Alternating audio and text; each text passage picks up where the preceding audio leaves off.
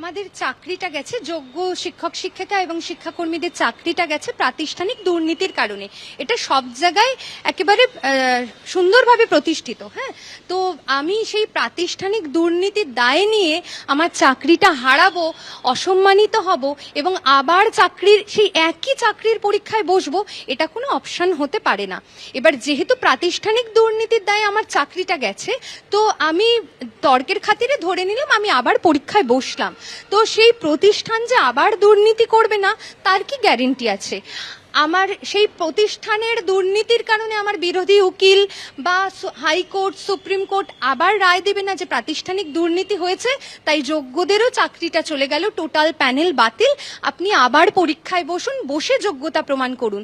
তাহলে আমরা কিন্তু কেউ গ্যারেন্টি দিতে পারছি না আজ যেভাবে আমার চাকরিটা চলে যাচ্ছে, 5 বছর পর আমি আবার ধরে নিলাম তর্কের খাতিরে চাকরির পরীক্ষা দিয়ে আবার চাকরি পেলাম, 5 বছর পর সেই চাকরিটাও আমার চলে যাবে না। তো এটার গ্যারেন্টি কিন্তু কেউ দিতে পারে না। সুতরাং আমরা এই জায়গাতে আশঙ্কিত ভীষণ রকম ভাবে।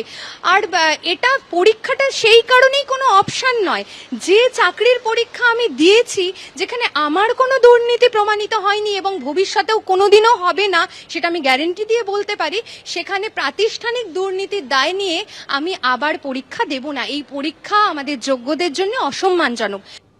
সুপ্রিম কোর্টের নির্দেশ অনুযায়ী পরীক্ষার ব্যবস্থা যেমন করছে রাজ্য সরকার, তার পাশাপাশি রিভিউ পিটিশনের রাস্তাও কিন্তু খোলা রাখা হচ্ছে। মমতা বন্দ্যোপাধ্যায় গতকাল নবান্ন থেকে এমনটাই বললেন। শিক্ষক শিক্ষিকা গ্রুপ সিডি যারা সুপ্রিম কোর্টের আদেশ অনুযায়ী আপনারা প্লিজ অপশন 2টাকেও কাজে লাগান, অপশন 1টাকেও কাজে লাগান। অপশন 1 যদি হাত থেকে বেরিয়ে যায়, তারপরে যদি অপশন 2 রিভিউ করে আমরা যদি বিচার না পাই, তাহলে কিন্তু আপনাদের আর সুযোগ থাকবে না চাকরিটা ফিরে পাওয়ার।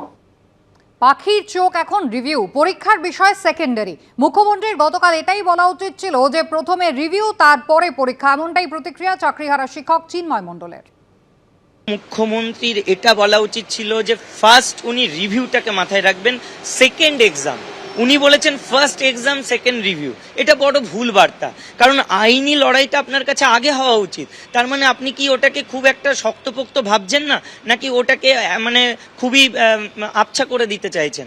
আপনার টার্গেট হওয়া উচিত আইনি লড়াই, টার্গেট হওয়া উচিত রিভিউ, টার্গেট হওয়া উচিত রিভিউতে কিছু সদর্থক কিছু না হলে তারপরে আর কি কি আইনি পদক্ষেপ আছে, সমস্ত কিছু আপনাকে আগে ভাবতে হবে।